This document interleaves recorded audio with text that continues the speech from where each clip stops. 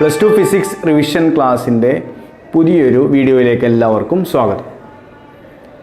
ഇന്ന് നമ്മൾ ഡിസ്കസ് ചെയ്യാൻ പോകുന്നത് പ്ലസ് ടു ഫിസിക്സിലെ 6ാമത്തെ ചാപ്റ്ററായ ഇലക്ട്രോ മാഗ്നറ്റിക് ഇൻഡക്ഷനാണ്. കഴിഞ്ഞ വീഡിയോകളിൽ നമ്മൾ 5 ചാപ്റ്ററുകൾ ഡിസ്കസ് ചെയ്ത് കഴിഞ്ഞു. ഇന്ന് അതിന് കണ്ടിന്യൂസ് ആയിട്ട് വരുന്ന മറ്റൊരു ചാപ്റ്ററാണ് ഇലക്ട്രോ മാഗ്നറ്റിക് ഇൻഡക്ഷൻ. ആദ്യത്തെ 3 പാർട്ടുകളിൽ നമ്മൾ ഇലക്ട്രിസിറ്റിയുമായി ബന്ധപ്പെട്ട ചാപ്റ്റേഴ്സ് ഡിസ്കസ് ചെയ്തു. പിന്നീട് നമ്മൾ മാഗ്നറ്റിസവുമായി ബന്ധപ്പെട്ട 2 ചാപ്റ്റേഴ്സ് ഡിസ്കസ് ചെയ്തു. ഇനി നമ്മൾ ഇലക്ട്രോ മാഗ്നറ്റിസാണ്. ഇലക്ട്രിസിറ്റിയും മാഗ്നറ്റിസവും പരസ്പരം ബന്ധപ്പെട്ട് കിടക്കുന്നതാണ് നമുക്കറിയാം. നമ്മൾ ഫണ്ടമെൻ്റൽ ഫോഴ്സ് മുതലേ ഇലക്ട്രിസിറ്റിയും മാഗ്നറ്റിസത്തെയും ഒരുമിച്ചാണ് പഠിച്ചു വരുന്നത് അല്ലേ. ഇലക്ട്രോ മാഗ്നറ്റിക് ഫോഴ്സ്, അതുപോലെ ഇലക്ട്രോ മാഗ്നറ്റിക് വേവ്സ്, അതുപോലെ ടേമാണ് ഇത് ഇലക്ട്രോ മാഗ്നറ്റിക് ഇൻഡക്ഷൻ. നമുക്ക് പരിചയമുള്ള ടേമാണ്, നമ്മൾ പഠിച്ച ചാപ്റ്ററാണ്. അപ്പം എക്സാമിന് വരുന്ന ചില ഏരിയകൾ മാത്രം നമ്മൾ സെലക്ട് ചെയ്ത് ഇന്ന് ഡിസ്കസ് ചെയ്യാണ്. ഈ ചാപ്റ്ററിലെ 4 പോയിന്റുകളാണ് നമ്മൾ ഇന്ന് ഡിസ്കസ് ചെയ്യാൻ ഉദ്ദേശിക്കുന്നത്. ഒന്ന്, Faraday's law of electromagnetic induction, electromagnetic ഇൻഡക്ഷനുമായി ബന്ധപ്പെട്ട ഫാരഡേയുടെ ലോ. അതുപോലെ രണ്ടാമത്തെ ഒന്ന് മോഷണൽ EMF അല്ലേ, മോഷണൽ ഇലക്ട്രോമോട്ടീവ് ഫോഴ്സ്. മൂന്നാമത്തെ ഒരു പോയിന്റാണ് എഡ്ഡി കറൻറ്റ്സ് അല്ലേ, വളരെ ഡിഫറെൻ്റ് ആയിട്ടുള്ള ഒരു കോൺസെപ്റ്റാണ് എഡ്ഡി കറൻറ്റ്സ്. ഇലക്ട്രോ മാഗ്നറ്റിക് ഇൻഡക്ഷനുമായി ബന്ധപ്പെട്ട് നമുക്ക് എക്സ്പ്ലെയിൻ ചെയ്യാവുന്ന ഒരു പുതിയ തരത്തിലുള്ള കറണ്ടാണെന്ത് എഡ്ഡി കറൻറ്റ്സ്. ദെൻ 4ാമത്തെ പോയിൻ്റായിട്ട് നമ്മൾ ഇന്ന് ഡിസ്കസ് ചെയ്യാൻ ഉദ്ദേശിക്കുന്നത് AC ജനറേറ്ററാണ്. നമുക്കറിയാം ഒരു ജനറേറ്ററിൻ്റെ ബേസിക് പ്രിൻസിപ്പിൾ എന്താണ്, ഇലക്ട്രോ മാഗ്നറ്റിക് ഇൻഡക്ഷനാണ്. ഇലക്ട്രോ മാഗ്നറ്റിക് ഇൻഡക്ഷൻ വഴിയാണ് ജനറേറ്ററിൽ നമുക്ക് മെക്കാനിക്കൽ എനർജിയെ ഇലക്ട്രിക്കൽ എനർജി ആയിട്ട് കൺവേർട്ട് ചെയ്യാൻ സാധിക്കുന്നത്. അപ്പോൾ ഈ 4 പോയിന്റുകളാണ് ഇന്ന് നമ്മൾ ഡിസ്കസ് ചെയ്യാൻ ഉദ്ദേശിക്കുന്നത്. ഇതിൽ നമ്മൾ പഠിച്ച കാര്യങ്ങളാണ്, ഇതിലുള്ള ഓരോ കാര്യങ്ങളും നമ്മൾ ഡീറ്റെയിൽ ആയിട്ട് പഠിച്ചതാണ്. നമ്മൾ ഇന്ന് എക്സാമിന് വരുന്ന ഈ 4 പോയിന്റിൽ നിന്ന് വരുന്ന ക്വസ്റ്റ്യനും ആൻസറുകളും പഠിച്ചു വെക്കുക എന്നുള്ളതാണ് ഉദ്ദേശിക്കുന്നത്. ഒന്നാമത്തെ പോയിന്റ് നമ്മൾ പഠിക്കാൻ ഉദ്ദേശിക്കുന്നത് Faraday's law of electromagnetic induction. അതിനു മുമ്പ് ഇലക്ട്രോ മാഗ്നറ്റിക് ഇൻഡക്ഷൻ എന്താണെന്ന് അറിയണം അല്ലേ. നമുക്കറിയാം എന്താണ്, ഒരു കോയിലുമായി ലിങ്ക് ചെയ്ത് കിടക്കുന്ന മാഗ്നറ്റിക് ഫ്ലക്സിൽ ചേഞ്ച് ഉണ്ടാകുമ്പോൾ ആ കോയിലിൽ ഒരു ഇൻഡ്യൂസ്ഡ് EMF ഡെവലപ്പ് ചെയ്യുന്ന പ്രോസസ്സിനെ നമ്മൾ വിളിച്ച പേരായിരുന്നു എന്ത്, ഇലക്ട്രോ മാഗ്നറ്റിക് ഇൻഡക്ഷൻ അല്ലേ. പല കാരണങ്ങൾ കൊണ്ട് ചേഞ്ച് ചെയ്യാം. നമ്മളൊരു കോയിലെടുത്തു, ആ കോയിലുമായി ലിങ്ക് ചെയ്ത് കിടക്കുന്ന ഒരു ഫ്ലക്സ് അല്ലെങ്കിൽ അവിടെ ഒരു മാഗ്നറ്റിക് ഫീൽഡ് ഉണ്ട്. ആ ഫീൽഡിൻ്റെ ഇൻറ്റൻസിറ്റി ചേഞ്ച് ചെയ്താൽ കോയിലിൽ ഒരു EMF ഡെവലപ്പ് ചെയ്യുന്നതായിട്ട് നമ്മൾ കണ്ടിട്ടുണ്ട്. അതുപോലെ നമ്മൾ ഒരു യൂണിഫോം ഫീൽഡിൽ എന്ത് ചെയ്താൽ മതി, ഒരു കോയിൽ മൂവ് ചെയ്യിച്ചു കഴിഞ്ഞാൽ ഈ കോയിലുമായി ലിങ്ക് ചെയ്ത് എടുക്കുന്ന മാഗ്നറ്റിക് ഫ്ലക്സ് ചേഞ്ച് ചെയ്യും. മാഗ്നറ്റിക് ഫ്ലക്സ് എന്താ നമ്മൾ ഡീറ്റെയിൽ ആയിട്ട് ഇതിനു മുമ്പൊക്കെ പഠിച്ചതാണ്. എന്താണ്, total number of field lines passing normally through A given area. അപ്പോൾ നമ്മളൊരു കോയിൽ എടുക്കുമ്പോൾ ആ കോയിലുമായി ലിങ്ക് ചെയ്ത് കിടക്കുന്ന ഒരു ഫ്ലക്സ് ഉണ്ടാവും അല്ലേ. അത് ചേഞ്ച് ചെയ്യാൻ പല മാർഗ്ഗങ്ങളുണ്ട്. കാരണം ഫ്ലക്സിൻ്റെ ഇക്വേഷൻ എന്താണ്, φ = B.A ആണ് നമ്മൾ പഠിച്ചിട്ടുള്ളത്, അല്ലെങ്കിൽ ഇൻ്റഗ്രൽ B.ds. അവിടെ B ചേഞ്ച് ചെയ്യാം, മാഗ്നറ്റിക് ഫീൽഡിൻ്റെ ഇൻറ്റൻസിറ്റി ചേഞ്ച് ചെയ്യാം, ഏരിയ ചേഞ്ച് ചെയ്യാം, അല്ലെങ്കിൽ പിന്നെ ഏരിയയും ഫീൽഡും തമ്മിലുള്ള ആംഗിൾ ചേഞ്ച് ചെയ്യാം. അപ്പോൾ കോയിൽ റൊട്ടേറ്റ് ചെയ്താലും മതി. ഇതിലേതെങ്കിലും ഒരു കാരണം കൊണ്ട് ഒരു കോയിലുമായി ലിങ്ക് ചെയ്ത് കിടക്കുന്ന ഫ്ലക്സിൽ ചേഞ്ച് വന്നാൽ ആ കോയിലൊരു ഇലക്ട്രിസിറ്റി ഡെവലപ്പ് ചെയ്യുന്നതായിട്ട് നമ്മൾ കണ്ടു, അല്ലെങ്കിൽ ഇൻഡ്യൂസ്ഡ് EMF ഡെവലപ്പ് ചെയ്യുന്നതായിട്ട് നമ്മൾ കണ്ടു. ആ പ്രോസസ്സിനെ നമ്മൾ വിളിച്ച പേരായിരുന്നു എന്ത്, ഇലക്ട്രോ മാഗ്നറ്റിക് ഇൻഡക്ഷൻ. അപ്പോൾ ഏതായാലും ചാപ്റ്ററിൽ പഠിക്കുമ്പോൾ നമ്മൾ ഹെഡിങ്ങിൽ തന്നെ പറയുന്ന ഇലക്ട്രോ മാഗ്നറ്റിക് ഇൻഡക്ഷൻ എന്താണെന്നുള്ള ആൻസർ ആദ്യം പഠിച്ചു വെക്കുക. എന്താണ്, whenever the magnetic flux linked with a coil changes, an EMF is developed in the coil. This phenomenon is known as electromagnetic induction. അപ്പോൾ തീർച്ചയായിട്ടും നമ്മൾ പഠിച്ചു നോക്കേണ്ട ഒരു ആൻസറാണ് what is mean by electromagnetic induction. നമ്മൾ വിശദമായി പറഞ്ഞു. എന്താണ് ഒന്നുകൂടി ഞാൻ ആൻസർ പറയാം. whenever the magnetic flux linked with a coil changes, an EMF is induced in the coil and this phenomenon is known as electromagnetic induction. Clear ആണല്ലോ. അപ്പോൾ എന്തൊക്കെ കാരണങ്ങൾ കൊണ്ടാണ് ഉണ്ടാവുക എന്നൊക്കെ നമ്മൾ ഡിസ്കസ് ചെയ്തു, അതൊക്കെ അറിഞ്ഞിരിക്കുക. അതുമായി ബന്ധപ്പെട്ട എക്സ്പെരിമെൻറ്റ്സും കാര്യങ്ങളൊക്കെ നമ്മൾ പഠിച്ചതാണ്. എന്തായാലും നമ്മൾ ഫോക്കസ് ചെയ്യാൻ ഉദ്ദേശിക്കുന്ന ഏരിയയിലേക്ക് വരാം. അപ്പോൾ അവിടെ ഫാരഡേയ്സ് ലോ പറയുന്നത് എന്താണ്, നമ്മൾ നേരത്തെ പറഞ്ഞു ഫ്ലക്സ് ചേഞ്ച് ഉണ്ടാകുമ്പോഴാണ് ആ കോയിലൊരു EMF ഉണ്ടാവും അല്ലേ. എന്താ EMF നമുക്കറിയാം, ഇലക്ട്രോമോട്ടീവ് ഫോഴ്സിൻ്റെ ഷോർട്ട് ഫോമാണ്. EMFൻ്റെ ഡീറ്റെയിൽ ആയിട്ട് നമ്മൾ മുമ്പ് പഠിച്ചതാണ്, അതുകൊണ്ട് അതിലേക്ക് പോകുന്നില്ല. എന്തായാലും ഒരു EMF അല്ലെങ്കിൽ ഒരു വോൾട്ടേജ് അല്ലേ, ഒരു പെർട്ടിക്കുലർ രീതിയിൽ പറയുകയാണെങ്കിൽ നമ്മൾ വോൾട്ടേജ് എന്നും പറയാം അല്ലേ, ആ കോയിലിൻ്റെ എൻഡുകൾക്കിടയിൽ ഒരു പൊട്ടൻഷ്യൽ ഡിഫറൻസ് ഡെവലപ്പ് ചെയ്യും. അപ്പോൾ ആ EMFനെ നമുക്ക് ഇങ്ങനെ ഒരു ഇക്വേഷൻ വെച്ച് റെപ്രസെൻറ്റ് ചെയ്യാൻ പറ്റുന്നതാണ് ഫാരഡേ പറയുന്നത്. എന്താണത്? ഫ്ലക്സ് ചേഞ്ചിൻ്റെ റേറ്റ് d∅ എന്ന് പറഞ്ഞാൽ ചേഞ്ച് ഇൻ ഫ്ലക്സ്, dt എന്ന് പറഞ്ഞാൽ ആ ഫ്ലക്സ് ചേഞ്ചിന് വേണ്ടി എടുത്ത സമയം. അപ്പോൾ ഒരു കോയിലുമായി ലിങ്ക് ചെയ്ത് കിടക്കുന്ന ഫ്ലക്സിലുണ്ടായ ചേഞ്ചിനെ ആ ചേഞ്ചിനെടുത്ത സമയം കൊണ്ട് ഡിവൈഡ് ചെയ്താൽ നമുക്ക് എന്ത് കിട്ടും? 1 സെക്കൻഡിൽ സംഭവിച്ച ഫ്ലക്സ് ചേഞ്ച് കിട്ടും. ഓക്കെ, അങ്ങനെയാണെങ്കിൽ 1 സെക്കൻഡിൽ എത്ര ഫ്ലക്സ് ചേഞ്ച് സംഭവിച്ചോ അത് എന്തിന് ഈക്വൽ ആയിരിക്കും എന്നാണ് ഫാരഡേ പറയുന്നത്? അത് ആ കോയിലിൽ ഇൻഡ്യൂസ് ചെയ്യപ്പെടുന്ന EMFന്റെ വാല്യൂവിന് ഈക്വൽ ആയിരിക്കും. അതാണ് Faraday's law of electromagnetic induction. The induced EMF equal to എന്തായിരിക്കും? d∅ by dt. What is d∅ by dt? Rate of change of magnetic flux linked with a coil. Rate എന്ന് പറഞ്ഞാൽ നമുക്കറിയാം നിരക്കാണ്, 1 സെക്കൻഡിൽ ഉണ്ടാവുന്ന ചേഞ്ചാണ്. അപ്പോൾ 1 സെക്കൻഡിൽ ഒരു കോയിലുമായി ബന്ധപ്പെട്ട് കിടക്കുന്ന ഫ്ലക്സിലുണ്ടായ ചേഞ്ച് എന്തിന് ഈക്വൽ ആയിരിക്കും എന്നാണ് ഫാരഡേ പറയുന്നത്? അതിലുണ്ടായ ഇൻഡ്യൂസ്ഡ് EMFന് ഈക്വൽ ആയിരിക്കും. That is equal to -d∅ by dt. അപ്പോൾ d∅ by dt ഒരു മൈനസ് കൂടിയുണ്ട്. എന്താണ് ആ മൈനസ് ഇൻഡിക്കേറ്റ് ചെയ്യുന്നത് നമ്മൾ പഠിച്ചത്? അങ്ങനെ ഉണ്ടാവുന്ന ഇൻഡ്യൂസ്ഡ് EMF എന്തിനെ ഒപ്പോസ് ചെയ്യും? അവിടെ ഉണ്ടായ ഫ്ലക്സ് ചേഞ്ചിനെ ഒപ്പോസ് ചെയ്യും അല്ലേ. ഡീറ്റെയിൽ ആയിട്ട് നമ്മൾ പറയുകയാണെങ്കിൽ നമ്മൾ ലെൻസസ് ലോ എന്നാണ് നമ്മൾ അതിനെ പഠിച്ചത് അല്ലേ, ഓപ്പോസിഷനെ കുറിച്ച് പറയുന്നതിന്. അപ്പോൾ എന്തായാലും ഫാരഡേസ് ലോ ചോദിച്ചു കഴിഞ്ഞാൽ നമ്മൾ ഇക്വേഷൻ എഴുതാം, അല്ലെങ്കിൽ നമ്മൾ നേരത്തെ പറഞ്ഞ ഡെഫിനേഷൻ പറയാം. എന്തായിരുന്നു ഡെഫിനേഷൻ? എന്തായിരുന്നു statement? Electromagnetic induction in a coil is equal to rate of change of flux linked with the coil. Okay, then minus sign indicates that the induced EMF always opposes the change in flux takes place. അവിടെ ഉണ്ടാകുന്ന induced EMF എന്തിന് opposite ആയിരിക്കും? Change in ഫ്ലക്സിന് opposite ആയിരിക്കും. Okay, അപ്പോൾ അവിടെ single കോയിലാണെങ്കിൽ, ഒരൊറ്റ ടേണുള്ള കോയിലാണെങ്കിൽ ഇങ്ങനെ എഴുതാം. എന്നാൽ ഒരു കോയിൽ n ടേൺസ് ഉണ്ടെങ്കിൽ, 2, 3, 4 അല്ലെങ്കിൽ 10, 15 ടേൺസ് ഉണ്ടെങ്കിൽ അവിടെ ഉണ്ടാകുന്ന ഇക്വേഷൻ എന്തായി മാറും? Equal to -n × d∅ by dt. n എന്താണ്? Number of turns in the coil. നമുക്കിത് മുമ്പേ ഉപയോഗിച്ച് പരിചയമുള്ളൊരു ടെക്നിക്കാണ്. കൂടുതൽ എണ്ണം ഉണ്ടെങ്കിൽ ആ എണ്ണം കൊണ്ട് മൾട്ടിപ്ലൈ ചെയ്യുക എന്നുള്ളത്. അപ്പോൾ നമുക്ക് അങ്ങനെ എഴുതാമെന്ന് മനസ്സിലാക്കാം. ഓക്കെ, അപ്പോൾ അതാണ് ഫാരഡേസ് ലോ. ഇനി നമ്മൾ രണ്ടാമതായിട്ട് പഠിക്കുന്നത് എന്താ? മോഷണൽ EMF ആണ്, അല്ലെങ്കിൽ മോഷണൽ ഇലക്ട്രോമോട്ടീവ് ഫോഴ്സ്. അപ്പോൾ അതിനുവേണ്ടി നമ്മൾ എടുക്കുന്നത് ഒരു ലൂപ്പാണ് ഇവിടെ അല്ലേ, ഒരു റെക്റ്റാങ്കുലർ ലൂപ്പാണ്. ഇവിടെ ഒരു മാഗ്നറ്റിക് ഫീൽഡ് ഉണ്ട്, ഒരു യൂണിഫോം മാഗ്നറ്റിക് ഫീൽഡ് ഉണ്ട്. അതിൻ്റെ ഇൻറ്റൻസിറ്റി B ആണ്. ക്രോസ് മാർക്കുകളാണ് കൊടുത്തിട്ടുള്ളത്. ക്രോസ് മാർക്ക് ആണ് നമുക്കറിയാം മാഗ്നറ്റിക് ഫീൽഡ് എങ്ങോട്ടാണ്? Towards the plain of the board അല്ലേ. അപ്പോൾ മാഗ്നറ്റിക് ഫീൽഡ് ഡയറക്ഷൻ ഇൻവേർഡ് ആണ് അല്ലേ, ഈ പ്ലെയിനിൻ്റെ ഉള്ളിലേക്കാണ്. അങ്ങനെ ഒരു മാഗ്നറ്റിക് ഫീൽഡിന് പെർപെൻഡിക്കുലർ ആയിക്കൊണ്ട് എന്തിരിക്കുകയാണ്? ഇവിടെ ഒരു റെക്റ്റാങ്കുലർ ലൂപ്പ് ഇരിക്കുകയാണ്, ഒരു കണ്ടക്ടർ ഇരിക്കുകയാണ്. അതിൻ്റെ ഈ ലെങ്ത് എത്രയാണ്? L ആണ്. ഇവിടെ ഒരു മൂവബിൾ പാർട്ട് ഉണ്ട് അല്ലേ, ഈ C എന്ന് പറയുന്ന പാർട്ടിൻ്റെ മുകളിലൂടെ ഈ പോർഷൻ നമുക്ക് മൂവ് ചെയ്യിക്കാം. ആ മൂവ് ചെയ്യിക്കുന്ന ഭാഗം ഇവിടെ നിന്ന് എത്ര ദൂരത്താണുള്ളത്? X ദൂരത്താണുള്ളത്. അപ്പോൾ ഈ ലൂപ്പിൻ്റെ ഏരിയ എത്രയായിരിക്കും? L × X. ക്ലിയർ ആണല്ലോ.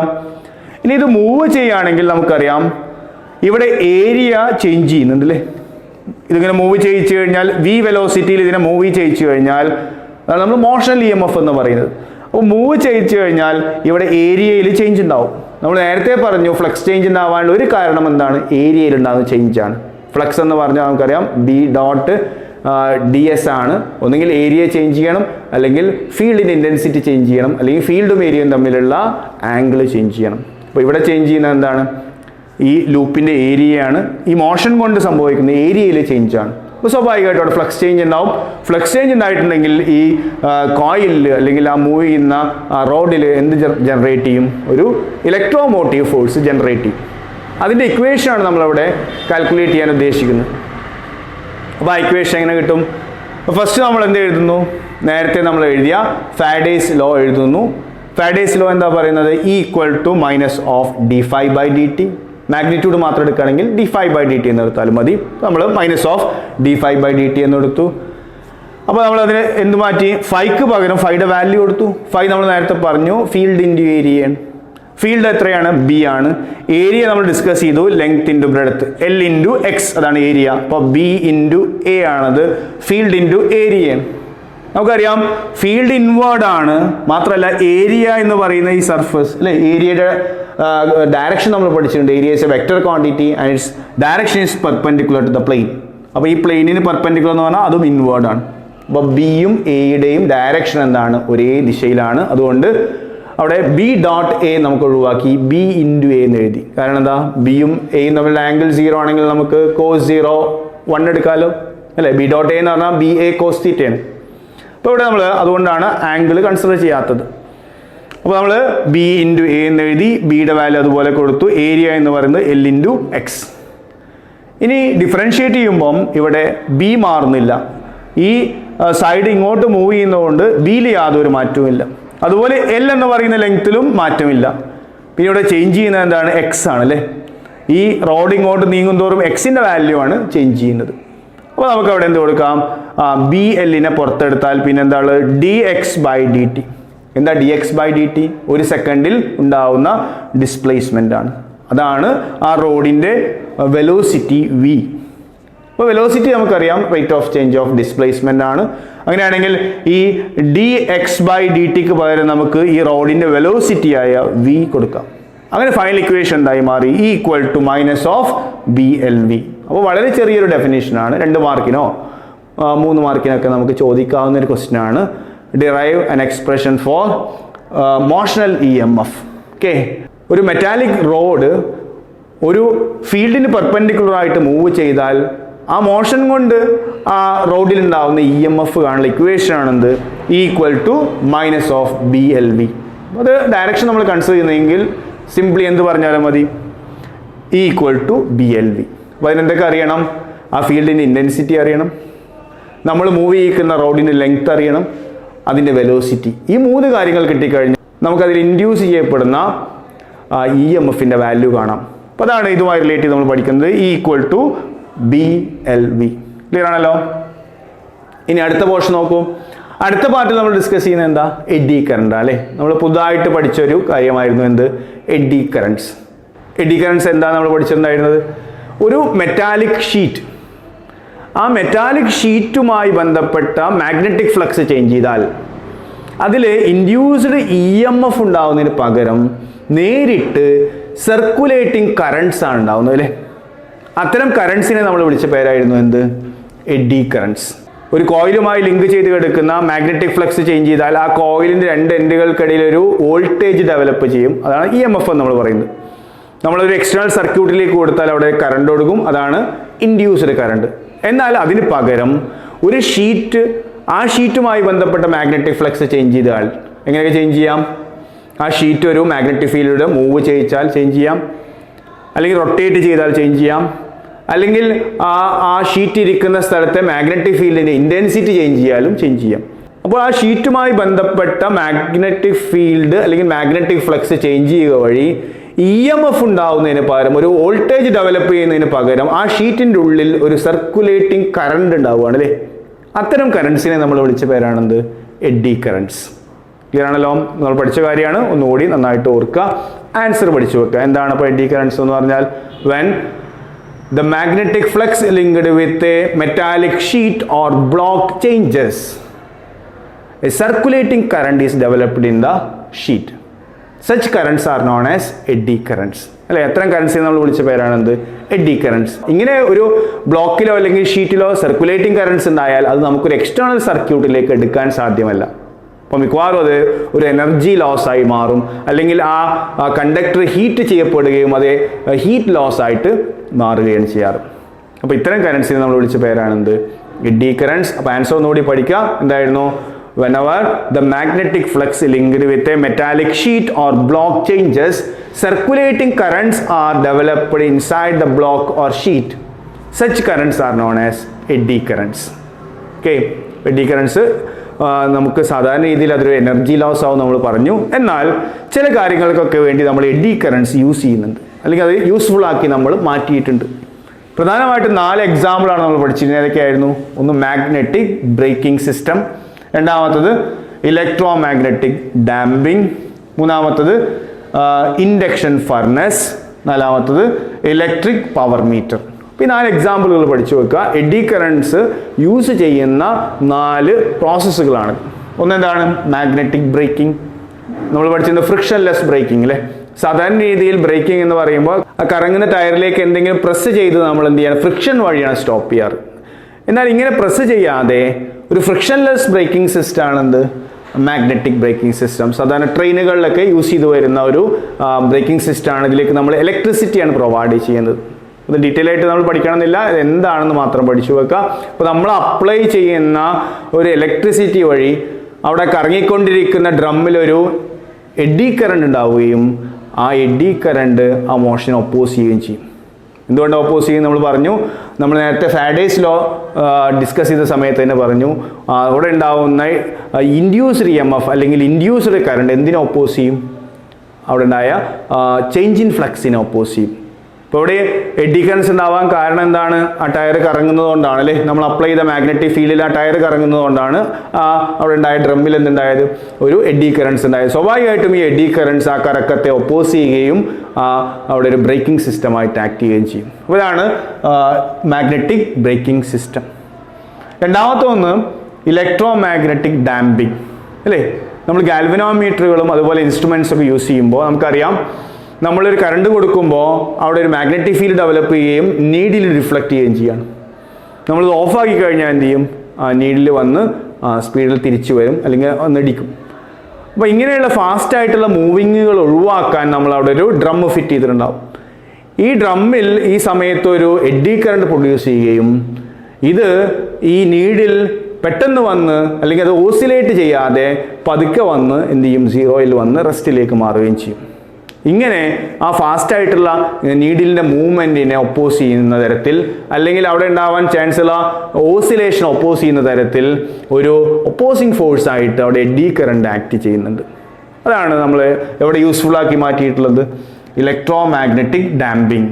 പ്രധാനമായിട്ട് നമ്മൾ ഗാൽവനോമീറ്റേഴ്സിലൊക്കെയാണ് ഇത് യൂസ് ചെയ്തിട്ടുള്ളത്. മൂന്നാമത്തെ ഒരു കേസാണ് ഇൻഡക്ഷൻ ഫർണസ്. നമുക്കറിയാം, വലിയ ഫർണസുകൾ യൂസ് ചെയ്യാറുണ്ട്. അലോയ്സ് അല്ലേ, മെറ്റൽസിനൊക്കെ ചൂടാക്കി നമ്മൾ ലോഹസങ്കരങ്ങൾ അലോയ്സ് നിർമ്മിക്കാൻ വേണ്ടി നമ്മൾ വലിയ വലിയ ഫർണസുകൾ യൂസ് ചെയ്യുന്നുണ്ട്. അപ്പോൾ ഇത്തരം ഫർണസുകളിൽ ഹൈ ഹീറ്റ് ഡെവലപ്പ് ചെയ്യാൻ വേണ്ടി നമ്മൾ എഡി കറൻസിനെ നമ്മൾ എന്ത് ചെയ്യുന്നുണ്ട്? യൂസ്ഫുൾ ആക്കി മാറ്റിയിട്ടുണ്ട്. എങ്ങനെയാണ്? വലിയ ഫർണസുകൾക്ക് ചുറ്റുഭാഗത്ത് നമ്മളൊരു കേബിൾ ഡെവലപ്പ് ചെയ്യുന്നു. ആ കേബിളിലേക്ക് നമ്മൾ വാരിയിങ് കറണ്ട് കൊടുക്കുന്നു, AC സപ്ലൈ ചെയ്യുന്നു. വാരിയിങ് കറണ്ട് അവിടെ വാരിയിങ് മാഗ്നറ്റിക് ഫീൽഡ് ഉണ്ടാക്കുകയും ആ ചേംബറിലിരിക്കുന്ന മെറ്റാലിക് ബ്ലോക്കുകളിൽ എന്തുണ്ടാവും? ആ സമയത്ത് എഡി കറൻസ് ഉണ്ടാവും അല്ലേ. കാരണം ഫ്ലക്സ് ചേഞ്ച് ആണ് അവിടെ നമ്മൾ ഉണ്ടാക്കിയിട്ടുള്ളത്. ഫ്ലക്സ് ചേഞ്ചിൽ ഇരിക്കുന്ന ഇത്തരം വലിയ വലിയ മെറ്റൽ ബോൾസിൽ എന്തുണ്ടാവും അല്ലെങ്കിൽ മെറ്റൽ ബ്ലോക്സിൽ എന്തുണ്ടാവും?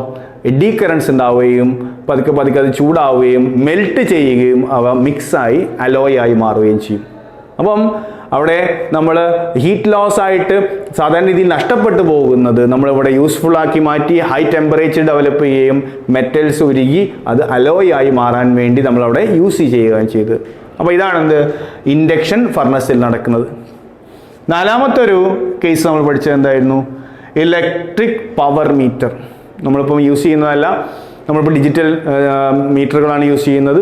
നമ്മൾ വീട്ടിലേക്ക് കറണ്ട് വരുമ്പോൾ ആ കറണ്ട് മെഷർ ചെയ്യാൻ വേണ്ടി യൂസ് ചെയ്തിരുന്ന ഒരു ഇൻസ്ട്രുമെൻ്റ് ആയിരുന്നു എന്ത്?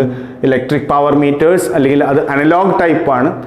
ആ അനലോഗ് ടൈപ്പ് ഇലക്ട്രിക് പവർ മീറ്ററുകളിൽ നമ്മൾ എത്ര കറണ്ട് എടുത്തു എന്നറിയുന്നത് അതിലൊരു ഡിസ്ക് കറങ്ങിയിട്ടായിരുന്നു. നമ്മൾ കൂടുതൽ കറണ്ട് എടുക്കും തോറും അതിലെ ഡിസ്ക് ഫാസ്റ്റായിട്ട് കറങ്ങുകയും നമുക്ക് കൂടുതൽ റീഡിങ് നൽകുകയും ചെയ്യും. അപ്പോൾ ഇത് കറങ്ങിയിരുന്നത് അതിലുണ്ടാകുന്ന എഡി കറൻസിൻ്റെ പ്രൊഡക്ഷൻ കൊണ്ടാണ്. അപ്പോൾ അവിടെയും നമ്മൾ യൂസ് ചെയ്തത് എഡി കറണ്ടിൻ്റെ പ്രൊഡക്ഷൻ നമുക്കവിടെ കറണ്ട് മെഷർ ചെയ്യാനുള്ള ഒരു ഉപാധിയായിട്ട് നമ്മൾ മാറ്റുക ചെയ്ത്. അപ്പോൾ ഇങ്ങനെ സാധാരണ രീതിയിൽ എനർജി ലോസ് ആയിട്ട് പോവാറുള്ള എഡി കറൻസിനെ നമ്മൾ പല രീതിയിലായിട്ട് യൂസ്ഫുൾ ആക്കി മാറ്റിയിട്ടുണ്ട്. അതാണ് നമ്മൾ എക്സ്പ്ലെയിൻ ചെയ്തത്. ആ 4 യൂസുകൾ ഓർത്തു വെക്കാം. ഒന്നെന്താണ്?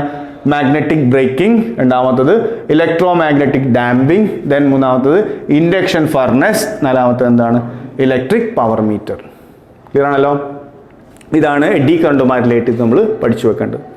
ഇനി നാലാമത്തെ പോയിന്റ് ഏതാ? 4 പോയിന്റാണ് നമ്മൾ പഠിക്കാനുള്ളത് പറഞ്ഞു. നാലാമത്തെ പോയിന്റ് AC ജനറേറ്റർ ആണ് അല്ലേ.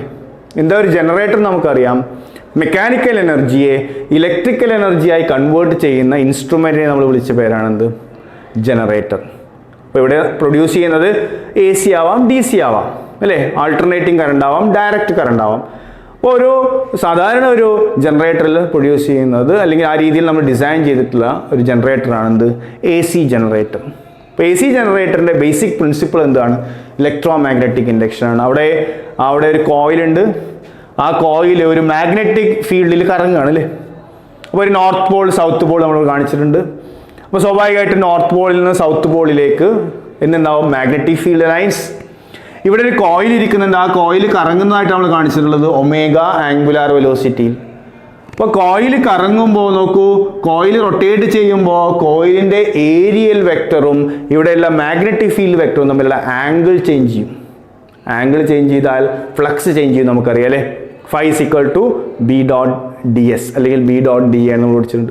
അവിടെ മാഗ്നറ്റിക് ഫീൽഡോ ഏരിയയോ ചേഞ്ച് ചെയ്തിട്ടില്ലെങ്കിലും ഏരിയ മാഗ്നറ്റിക് ഫീൽഡ് തമ്മിലുള്ള ആംഗിളുകൾ ചേഞ്ച് ചെയ്താലും എന്ത് ചെയ്യും? ഫ്ലക്സ് ചേഞ്ച് ഉണ്ടാവും. അങ്ങനെയാണെങ്കിൽ ഈ കോയിലിൽ ഒരു ഇൻഡ്യൂസ്ഡ് EMF ഉണ്ടാവുന്നു. ആ ഇൻഡ്യൂസ്ഡ് EMF എന്തായിരിക്കും? ആൾട്ടർനേറ്റിംഗ് വോൾട്ടേജ് ആണ്. ഈ ആൾട്ടർനേറ്റിംഗ് വോൾട്ടേജ് നമുക്കൊരു സർക്യൂട്ട് വഴി പുറത്തേക്ക് കറണ്ടായിട്ട് എടുക്കാം. അപ്പോൾ നമുക്ക് എന്ത് കിട്ടും? ഒരു ആൾട്ടർനേറ്റിംഗ് കറണ്ട് അവിടെ കിട്ടും. അതാണ് AC ജനറേറ്റർ. ക്ലിയർ ആണല്ലോ? അപ്പോൾ AC ജനറേറ്റർ എന്താണെന്ന് ചോദിക്കാം, അല്ലെങ്കിൽ ജനറേറ്റർ എന്താണെന്ന് ചോദിക്കാം. നമ്മൾ പഠിച്ച ആൻസർ ആണ്. എന്താ generator? A device which converts mechanical energy into electrical energy is called a generator. ഒരു AC ജനറേറ്ററിൽ നിന്ന് നമുക്ക് ലഭിക്കുന്ന ഇൻഡ്യൂസ്ഡ് EMFന്റെ ഇക്വേഷൻ ഡിറൈവ് ചെയ്യാനായിരിക്കും ഇവിടെ നിന്ന് ക്വസ്റ്റ്യൻ വരിക. ഒരു 3 മാർക്കിന് ക്വസ്റ്റ്യൻ നമ്മൾ പ്രതീക്ഷിക്കാം. അപ്പോൾ നമ്മൾ ഈ പിക്ചർ വരയ്ക്കുന്നു. ഒരു കോയിൽ, ആ കോയിൽ ഇരിക്കുന്നത് 2 മാഗ്നറ്റിക് പോൾസിൻ്റെ ഇടയിലാണ്. ആ കോയിൽ ഒരു പെർട്ടിക്കുലർ ആംഗുലാർ വെലോസിറ്റിയിൽ റൊട്ടേറ്റ് ചെയ്യുന്നു, ഒമേഗ. ദെൻ കോയിലിൻ്റെ 2 എൻഡുകൾ നമുക്കറിയാം 2 റിങ്ങുകളായിട്ട് നമ്മൾ എടുക്കുന്നു. നമ്മളതിനെ സ്ലിപ്പ് റിങ്സ് എന്നൊക്കെ പറയാറുണ്ട്. 2 ബ്രഷ് വഴി നമ്മൾ എന്ത് ചെയ്യുന്നു? അതിലുണ്ടാവുന്ന കറണ്ടിനെ നമ്മൾ എക്സ്റ്റേണൽ സർക്യൂട്ടിലേക്ക് എടുക്കുന്നു. എക്സ്റ്റേണൽ സർക്യൂട്ടിൽ ഒരു റെസിസ്റ്റൻസ് ഉണ്ട്, അത് നമ്മൾ R എന്ന് കൊടുത്തിട്ടുണ്ട്. ഈ പിക്ചർ വരയ്ക്കും. ഇനി ഇക്വേഷൻ ഡിറൈവ് ചെയ്യാൻ എളുപ്പമാണ്, അല്ലേ? ഏത് പ്രോസസ് വഴിയാണ് ഇവിടെ AC ജനറേറ്റ് ചെയ്യുന്നത് നമ്മൾ പറഞ്ഞു. എന്താണ്? ഇലക്ട്രോ മാഗ്നറ്റിക് ഇൻഡക്ഷൻ ആണ്. അങ്ങനെയെങ്കിൽ ഫസ്റ്റ് നമ്മൾ എഴുതേണ്ടത് ആ ഇൻഡ്യൂസ്ഡ് EMFന്റെ ഇക്വേഷൻ ആണ്. നമ്മൾ നേരത്തെ പറഞ്ഞു ഇൻഡ്യൂസ്ഡ് EMFന്റെ ഇക്വേഷൻ എന്താണ്? E equal to minus d∅dt. അപ്പോൾ ആ ഇക്വേഷൻ എഴുതിയാൽ മതി, അല്ലേ? P equal to minus d∅dt. That is equal to minus of d/dt of phi. phi എന്താ? ആ കറങ്ങുന്ന കോയിലുമായി ലിങ്ക് ചെയ്ത് കിടക്കുന്ന ഫ്ലക്സ് ആണ്. ഫ്ലക്സിംഗ് ഇക്വേഷൻ നമ്മൾ നേരത്തെ പറഞ്ഞു B ഡോട്ട് A ആണ്, അല്ലെങ്കിൽ BA കോസ് തീറ്റയാണ്. അതാണ് നമ്മളിവിടെ അപ്ലൈ ചെയ്ത് BA കോസ് തീറ്റ. തീറ്റയ്ക്ക് പകരം നമ്മളിവിടെ എന്തെടുത്തു? Omega T. കാരണം നമുക്കറിയാം ഒമേഗ എന്ന് പറഞ്ഞാൽ എന്താണ്? ആംഗിൾ ടേൺഡ് പെർ സെക്കൻഡ് ആണ്. അപ്പോൾ ഒമേഗയെ ആംഗിൾ ടേൺഡ് പെർ സെക്കൻഡ് എന്ന് പറഞ്ഞാൽ തീറ്റ ഈക്വൽ ടു നമുക്ക് എന്ത് എഴുതാം? ഒമേഗ ഇൻറ്റു T എന്ന് എഴുതാം. അപ്പോൾ ആക്ച്വലി ഇവിടെ നമ്മൾ സബ്സ്റ്റിറ്റ്യൂട്ട് ചെയ്തത് ഫ്ലക്സിൻ്റെ വാല്യൂ ആണ് BA കോസ് തീറ്റ. തീറ്റയ്ക്ക് പകരം നമ്മൾ എന്തെടുത്തു? Omega T. ഇനി നമുക്കിതിനെ ഡിഫറൻഷിയേറ്റ് ചെയ്യണം, അല്ലേ? അപ്പോൾ ഇതിൽ നോക്കൂ, ഇത് കറങ്ങുമ്പോൾ മാഗ്നറ്റിക് ഫീൽഡിൻ്റെ ഇൻറ്റൻസിറ്റിയോ ഏരിയയോ എന്ത് ചെയ്യുന്നില്ല? ചേഞ്ച് ചെയ്യുന്നില്ല. അപ്പോൾ ഏരിയയുടെ മാഗ്നിറ്റ്യൂഡ് ചേഞ്ച് ചെയ്യുന്നില്ല, മാഗ്നറ്റിക് ഫീൽഡിൻ്റെ മാഗ്നിറ്റ്യൂഡും ചേഞ്ച് ചെയ്യുന്നില്ല. അപ്പോൾ ഈ ബിയും എയും നമ്മൾ പുറത്തെടുത്തു. അപ്പോൾ മൈനസ് B ഇൻറ്റു A കിട്ടി. പിന്നെ ഡിഫറൻഷിയേറ്റ് ചെയ്യേണ്ടത് എന്തിനെയാണ്? കോസ് ഒമേഗ T ആണ്. നമുക്കറിയാം കോസ് ഒമേഗ ടിയുടെ ഡിഫറൻഷ്യൽ എന്താണ്? Minus of sine omega T ആണ്. അപ്പോൾ വീണ്ടും നമ്മൾ ഒന്നുകൂടി ഡിഫറൻഷിയേറ്റ് ചെയ്യണം. എന്തിന്? ഒമേഗ ടിയെ. നമുക്കറിയാം function of A function rule. ഒരു ഫംഗ്ഷനുള്ളിൽ മറ്റൊരു ഫംഗ്ഷൻ വന്നാൽ ആ രണ്ടാമത്തെ ഫംഗ്ഷന് വീണ്ടും ഡിഫറൻഷിയേറ്റ് ചെയ്യണം. അപ്പോൾ ആദ്യം നമ്മൾ കോസ് ഒമേഗ ടിയെ ഡിഫറൻഷിയേറ്റ് ചെയ്തു. അപ്പോൾ എന്ത് കിട്ടി? Minus of sine omega T കിട്ടി. ഇനി ഒമേഗ ടിയെ വീണ്ടും നമ്മൾ ഡിഫറൻഷിയേറ്റ് ചെയ്താൽ ഒമേഗ ലഭിക്കും. അപ്പോൾ നമുക്ക് നമ്മൾ മുമ്പ് പഠിച്ച കാര്യങ്ങളാണ്. ദെൻ ഈ ഒമേഗയെ നമ്മൾ ആദ്യത്തേക്ക് കൊണ്ടുവന്നാൽ ഈ മൈനസും മൈനസും പ്ലസ് ആക്കി കളഞ്ഞു. അപ്പോൾ എന്ത് കിട്ടി? BA into omega. ബാക്കി ഇവിടെ എന്താ ഉള്ളത്? Sine omega T. ഇനി നമ്മളൊരു കേസ് എടുക്കുകയാണ്. ഇത് കറങ്ങിക്കൊണ്ടിരിക്കുമ്പോൾ പല ടൈം ഉണ്ട്.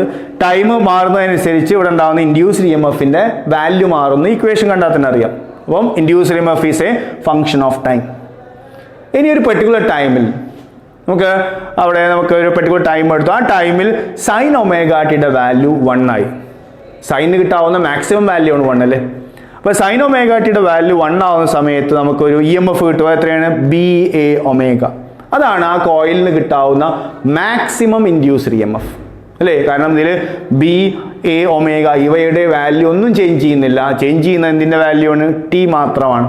അങ്ങനെയാണെങ്കിൽ സൈൻ ഒമേഗ ടി എന്ന് പറയുന്ന വാല്യൂവിന് കിട്ടാവുന്ന മാക്സിമം വാല്യൂ 1 ആണ്. ആ സമയത്താണ് നമുക്ക് മാക്സിമം ഇൻഡ്യൂസ്ഡ് EMF കിട്ടുക. അപ്പോൾ മാക്സിമം ഇൻഡ്യൂസ്ഡ് EMF എത്രയായിരിക്കും? Equal to B A omega ആയിരിക്കും. അതിന് നമ്മൾ E0 എന്ന് കൊടുത്തു. ഇത്രയും വാല്യൂവിന് എന്ത് കൊടുത്തു? E0. അങ്ങനെയാണെങ്കിൽ നമുക്ക് ഇവിടെ ആൻസർ എന്ത് കിട്ടി? Equal to E0 into sine omega T.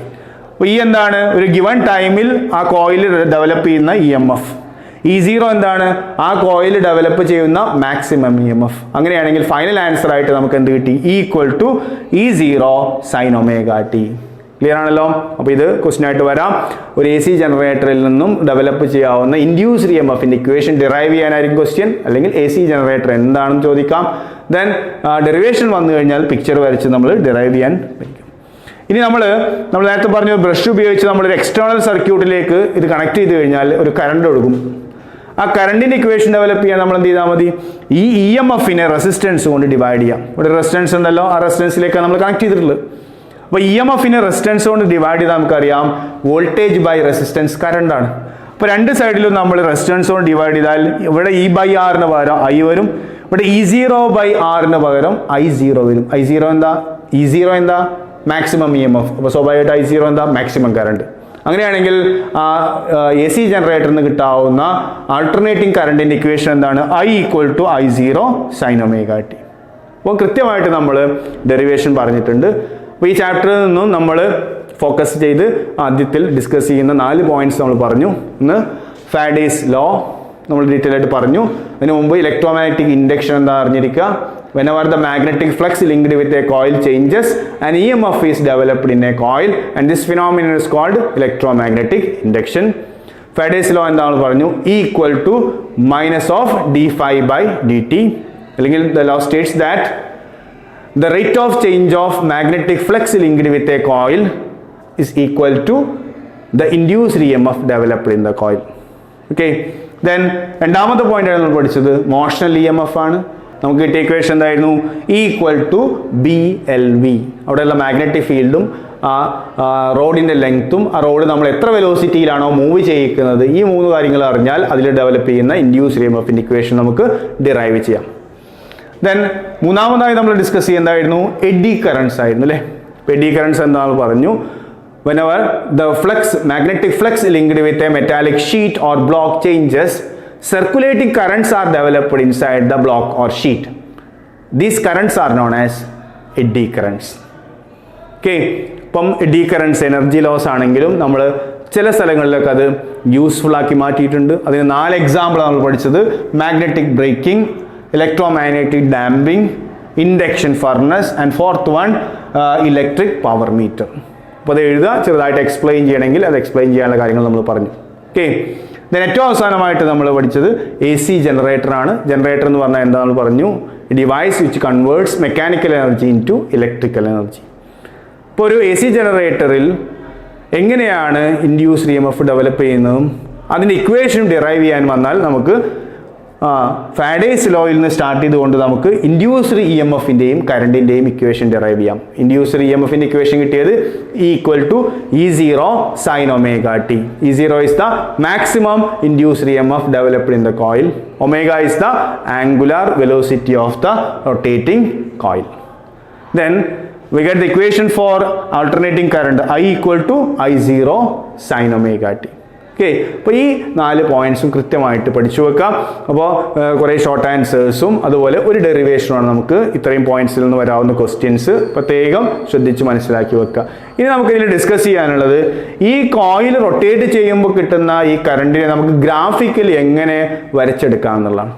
അപ്പോൾ നമുക്ക് AC ജനറേറ്ററുമായി റിലേറ്റ് ചെയ്ത് പഠിക്കാവുന്ന മറ്റൊരു കേസാണ് the graph representing the variation of electromotive EMF with respect to time or with respect to angle turned. ഈ 2 രീതിയിലും ഒരു ക്വസ്റ്റ്യൻ അവിടെ സാധ്യതയുണ്ട്. നമ്മൾ നേരത്തെ പറഞ്ഞു ഒരു AC ജനറേറ്ററിൽ ഇലക്ട്രോമാഗ്നറ്റിക് ഇൻഡക്ഷൻ വഴിയാണ് ഇൻഡ്യൂസ്ഡ് EMF ഡെവലപ്പ് ചെയ്യുന്നതെന്ന്. അവിടെ ഇലക്ട്രോമാഗ്നറ്റിക് ഇൻഡക്ഷൻ നടക്കുന്നത് ഫ്ലക്സ് ചേഞ്ച് കൊണ്ടാണ് നമുക്കറിയാം. ഫ്ലക്സ് ചേഞ്ച് ഉണ്ടാവാൻ കാരണം കോയിൽ റൊട്ടേറ്റ് ചെയ്യുന്നതുകൊണ്ടാണ്. ഒരു കോയിൽ റൊട്ടേറ്റ് ചെയ്യുമ്പം ഒരു പ്രാവശ്യം കോയിൽ റൊട്ടേറ്റ് ചെയ്യാനെടുക്കുന്ന ടൈമിനെ നമ്മൾ ടൈം പീരീഡ് ഓഫ് റൊട്ടേഷൻ എന്നാ പറയുക അല്ലേ. ക്യാപിറ്റൽ ടി വെച്ച് റെപ്രസെൻറ്റ് ചെയ്യാറുണ്ട് ടൈം പീരീഡ് ഓഫ് റൊട്ടേഷൻ. അപ്പോൾ നമ്മൾ ഒരു തവണ കോയിൽ റൊട്ടേറ്റ് ചെയ്യുമ്പോൾ അവിടെ ഉണ്ടാവുന്ന ഇൻഡ്യൂസ്ഡ് EMFന്റെ വാരിയേഷനെ കാണിക്കുന്ന ഗ്രാഫാണ് ഇവിടെ കാണിച്ചിട്ടുള്ളത് അല്ലേ. അപ്പോൾ അതിനെ നമുക്ക് 4ആയിട്ട് സ്പ്ലിറ്റ് ചെയ്ത് പഠിക്കാം. ഒരു കോയിൽ റൊട്ടേറ്റ് ചെയ്യുമ്പോൾ ആദ്യം നമുക്ക് കോയിൽ 0 ഡിഗ്രിയിലാണ് അസ്യൂം ചെയ്യാം. ഇതാണിത് 0 ഡിഗ്രി. ദെൻ അത് കറങ്ങി 90 ഡിഗ്രി ആയി, അതാണ് ഈ പിക്ചർ. വീണ്ടും കറങ്ങി 180 ഡിഗ്രി ആയി. ദെൻ കറങ്ങി 270 ആയി. ദെൻ അവസാനം അത് കറങ്ങി വീണ്ടും എന്തിലേക്ക് വന്നു 360. അപ്പോൾ ഇങ്ങനെ ഒരു കോയിൽ റൊട്ടേറ്റ് ചെയ്യുമ്പോൾ അതിൻ്റെ ഡിഫറെൻറ്റ് ഫേസിൽ ഉണ്ടാവുന്ന ഇൻഡ്യൂസ്ഡ് EMF ആ രീതിയിൽ നമുക്ക് മനസ്സിലാക്കാം. അപ്പോൾ ഒന്നുകിൽ ടൈം വെച്ച് നമുക്ക് സ്റ്റഡി ചെയ്യാം, അല്ലെങ്കിൽ ആ കറങ്ങുന്ന ഫേസ് ആംഗിൾ വെച്ച് നമുക്ക് പറയാം. രണ്ടും ഒരുമിച്ചാണ് നമ്മൾ ഗ്രാഫ് വരച്ചിട്ടുള്ളത്. അപ്പോൾ ഈ കോയിൽ ഇരിക്കുന്നത് 0 ആംഗിളിലാണെങ്കിൽ അവിടെ നമുക്ക് കിട്ടുന്ന കറണ്ട് എത്രയായിരിക്കും എന്നാണ്.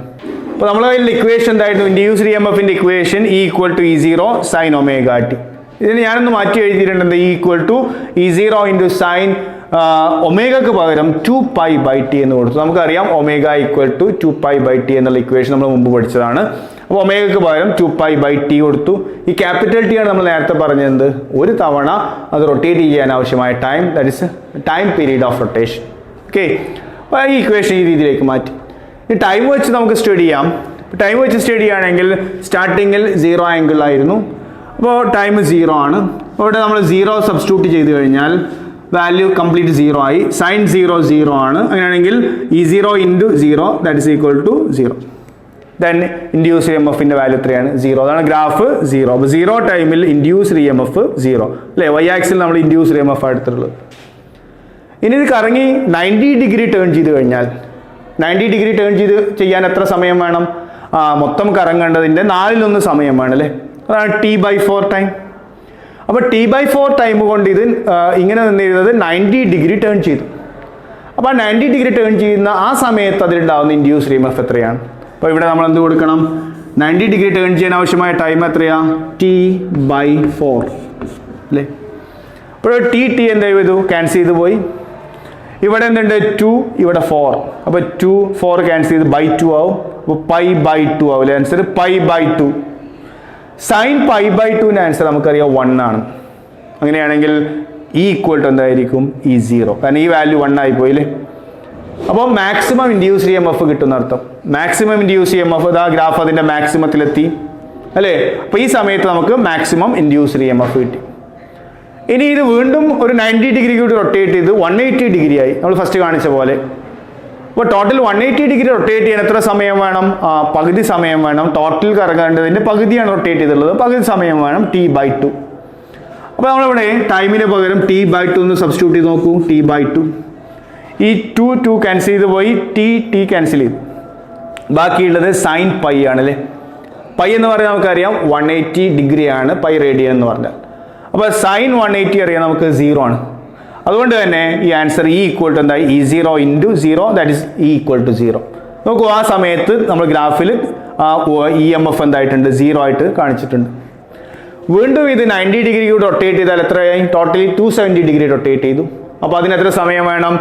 3 × T/4 അല്ലേ. അതിൽ 1/4 ഭാഗം റൊട്ടേറ്റ് ചെയ്തു. 1/4 ഭാഗം എന്ന് പറഞ്ഞാൽ T/4 ആണ്. 1/4 ഭാഗം എന്ന് പറഞ്ഞാൽ എത്രയാണ്? 3 × T/4.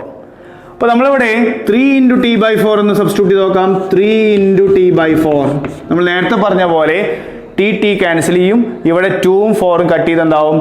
/2 ആവും. π/2 ആവും. π/2നെ 3 കൊണ്ട് വിളിക്കാം. 3π/2. എത്ര? 3π/2 എന്ന് പറഞ്ഞാൽ നമുക്കറിയാം 270 ഡിഗ്രിയാണ് അല്ലേ. 270 ഡിഗ്രി. അപ്പോൾ സൈൻ 270 എത്രയാണ് നമുക്കറിയാം? -1 ആണ്. അപ്പോൾ -1 ആണ് ഇവിടെ ഇതിൻ്റെ ആൻസർ ആയിട്ട് ലഭിക്കുക. അപ്പോൾ നമുക്ക് E = എന്ത് കിട്ടും? -E0. അപ്പോൾ നേരത്തെ കിട്ടിയ E0 തന്നെ കിട്ടും, പക്ഷെ ഓപ്പോസിറ്റ് ഡയറക്ഷൻ ആയിരിക്കും അല്ലേ. ഗ്രാഫ് കൃത്യമായിട്ട് അതേ സമയത്ത് താഴേക്ക് വന്നു. ദെൻ ഒരു കംപ്ലീറ്റ് റൊട്ടേഷൻ കഴിയുമ്പോൾ 360 ഡിഗ്രി റൊട്ടേറ്റ് ചെയ്യുമ്പോൾ എത്ര ടൈം എടുക്കും? Capital T. അല്ലെങ്കിൽ ഒരു കംപ്ലീറ്റ് റൊട്ടേഷൻ ആവശ്യമായ ടൈമിനെയാണ് നമ്മൾ ടൈം പീരീഡ് ക്യാപിറ്റൽ T എന്ന് റെപ്രസെൻറ്റ് ചെയ്തു. അപ്പോൾ ഇവിടെ നമുക്ക് ടൈം പീരീഡിന് പകരം ഈ ടൈമിന് പകരം നമുക്കിവിടെ ടൈം പീരീഡ് T സബ്സ്റ്റിറ്റ്യൂട്ട് ചെയ്യാം.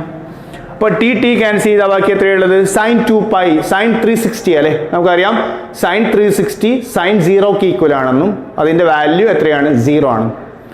അപ്പോൾ ഈ വാല്യൂ 0 ആയതുകൊണ്ട് തന്നെ net induced EMF equal to എന്തായി മാറി 0.